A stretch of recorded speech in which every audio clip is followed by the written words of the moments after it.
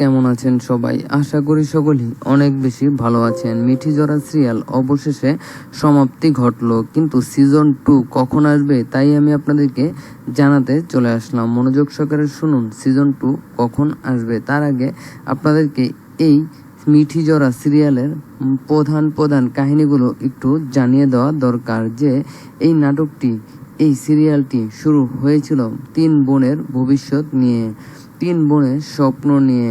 3 বোনের বিয়ের আগের কাহিনী থেকে নাটকটি তৈরি হয়েছিল। 3 বোনের ভালোবাসা, 3 বোনের স্বপ্ন সবকিছু নিয়ে নাটকটি সুন্দরভাবে এগিয়ে যাচ্ছিল।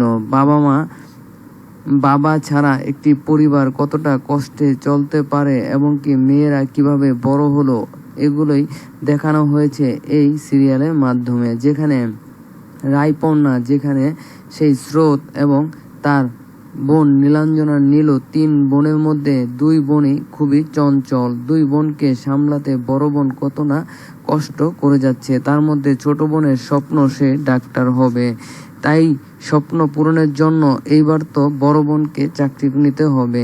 চাকরি নিয়ে একেবারে বাবা ছাড়া পরিবারটাকে খুব সুন্দরভাবে চালিয়েছিল রায়পর্ণা।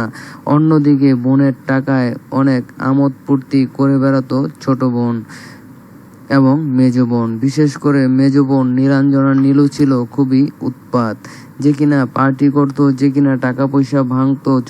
বড় বোনের কষ্ট সে কখনোই বুঝতো না। যাই হোক, অবশেষে যেই অফিসে জব করতো সেই অফিসেরই তার পছন্দের মানুষ তাকে পছন্দ করে ফেলেছে। এমন সহজ সরল নম্রভদ্র একটা মেয়ে নিজের পরিবারের জন্য এতটা খেটে যাচ্ছে, এতটা কষ্ট করছে, সেই সহানুভূতি থেকেই তার প্রতি ভালোবাসা জন্মায়।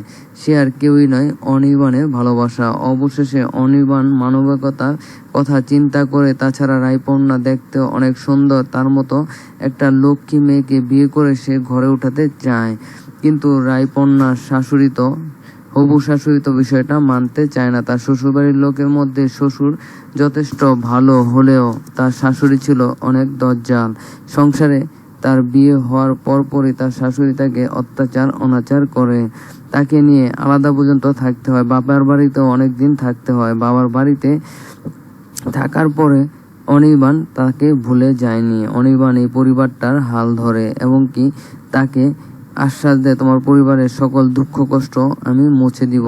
তাদের মধ্যে অনেক খুনসুটিও ঘটে, অনেক মান অভিমান ঘটে, যার কারণে তাদের বিচ্ছেদের মুখোমুখি হতে হয়েছিল। কিন্তু অবশেষে আবারও অনির্বাণের দয়া হলো এবং কি সেই এক বোনকে বিয়ে দিয়েছে, যেখানে সেই নীলাঞ্জনা নীলু পড়েছে এমন এক মানুষের কাছে, সেই সূর্যের সাথে অনেকদিন সংসারও করেছে। সেই নীলাঞ্জনা নীলু সে ছিল টাকা লোভী, সূর্যকে বিয়ে করেছে টাকার জন্য। সে অনেক বড় অঙ্কের টাকা নিয়ে, যৌতুক নিয়ে আমোদ ফুর্তি করে জীবনটাকে কাটাতে চেয়েছিল। অন্যদিকে স্রোতসিনী, সে তার ভবিষ্যৎ নিয়ে টেনশন। সে এমনি ভালো হলেও সে ছিল খুবই রকচটা। যাই হোক, অবশেষে এমন রকচটা মেয়েকেও কেউ যে ভালোবাসতে পারে সেটা আমরা এই নাটকের মাধ্যমে দেখেছি। যে ছিল সার্থক ছাড় একজন ডাক্তার এবং সে একটা স্কুলের প্রফেসর।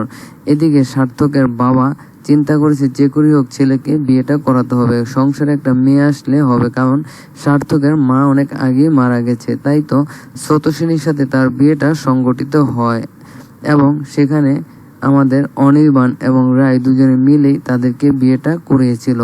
খুবই সুন্দর সংসার হওয়ার কথা ছিল, কিন্তু সেটা আর হলো না। তাদের দুজনেরই রাগ থাকার কারণে তাদের মধ্যে মেলামেশা তো দূরের কথা, দুজনে এক খাটেও কখনো ঘুমায়নি। এভাবেই মূলত নাটকটি সামনের দিকে এগিয়ে যাচ্ছিল।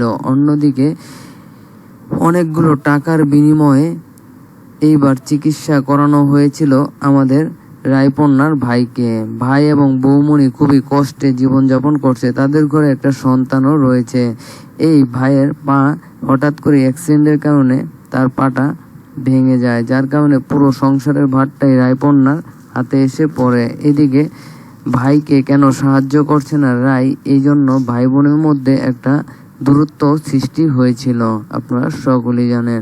সেই দূরত্বের কারণে রায়ের হাত দিয়ে কোনো টাকা পয়সা সে নিবে না এবং সাহায্যও সে নিবে না। অবশেষে অনির্বাণ নিজে এসে পরিবারের সকলের সাথে কথা বলে বিভিন্ন সিস্টেমে তাকে মানিয়ে অবশেষে রায়পর্ণা এবং তার স্বামী দুজনে মিলেই এই রায়ের বড় ভাইকে সুস্থ করে এবং সে অবশেষে হাঁটতে পারে।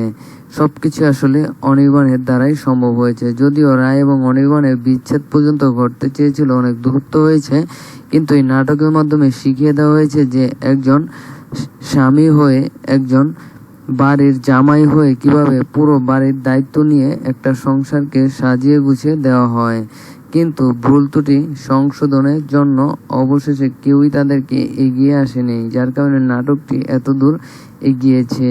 যেখানে দেখানো হয়েছে শুধু বিচ্ছেদ এবং কি এই মিঠি জোড়া, তাদের মধ্যে যে একটা বন্ধন সেটাও দেখানো হয়েছে, যে কিভাবে বন্ধন সৃষ্টি হয় আবার সেই বন্ধন ভেঙে যায়।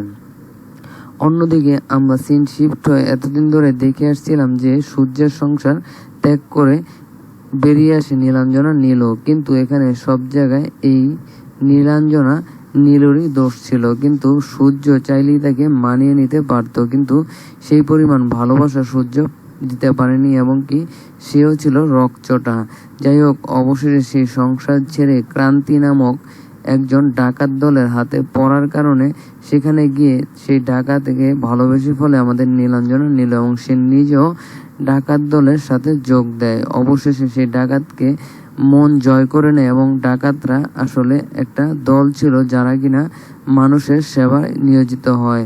যেই সেবা দিতে পারে না সেই বড় বড় জজ ব্যারিস্টার, বড় বড় নেতারা সেটা তারা দিয়ে থাকে। তাই তো সেখানে গিয়ে এই সকল জিনিস বুঝতে পেরে তার মন গলে যায় এবং ক্রান্তিকে সে বিয়ে করে এবং তাদের সন্তানাদিও আসতে চলেছে নাটকের শেষে আমরা দেখতে পেরেছি। অন্যদিকে আমাদের অনির্বাণ এবং রায়ের সংসারটা ভাঙাচোরা অবস্থা হয়ে গেছিল, কিন্তু অবশেষে একটা সন্তান আসার পরে তাদেরও সংসারটা খুব সুন্দরভাবে সাজানো গোছানো হয়েছিল। কিন্তু অবশেষে আমাদের অনির্বাণের বান্ধবী আসার পর থেকে তাদের সংসারে আবারও একটা অবনতি ঘটে, কিন্তু সেটা অবশেষে বোঝা গেছে যে তার বান্ধবীর কোনো দোষই নেই, সে একজন ভালো মানুষ, সে বিপদে পড়ে এখানে এসেছে।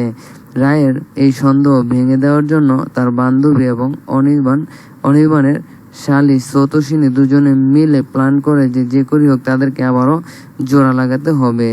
অবশেষে আমাদের রায় এবং অনির্বাণের ভালোবাসা পূর্ণতা পায় এবং কি তারা আবারও একসাথে সংসার করার সিদ্ধান্ত নেয়। যাই হোক, নাটক খুব ভালোভাবে জমে উঠে একেবারে ক্ষীর হয়ে শেষ হয়েছে। লাস্টে ছোট গল্প হলেও অনেক সময় দেখা যায় শেষ হয়ে যেন শেষ হয়নি, কিছু একটা রয়ে যায়, কিন্তু এই নাটক তেমন নয়। একেবারে সমাপ্তি করে সবাই মিলে মিশে নাটকটি সমাপ্তি করে পরিচালক নাটকটি শেষ করে, যাতে কারো মনে দ্বিধাদ্বন্দ্ব এবং কি ক্ষোভ না থাকে। এই নাটক সিজন 2 না আসলেও এই নাটকে যারা অভিনেতা, আমাদের অনির্বাণ, রায়, সেই ক্রান্তি, সেই নীলাঞ্জনা নীল, স্রোতসিনী এবং আরও যারা রয়েছে সকলে মিলে আরও একটি নতুন নাটক উপহার দিতে চলেছে আপনাদের মাঝে। কারা কারা চান তাদের নতুন নাটক আসুক অবশ্যই কমেন্টে জানাতে ভুলবেন না। এমনকি আমাদের এই চ্যানেলটি এখনও যারা সাবস্ক্রাইব করেনি নাটকের এমন আপডেট খবর জানতে অবশ্যই চ্যানেলটি সাবস্ক্রাইব করুন। বিদায়।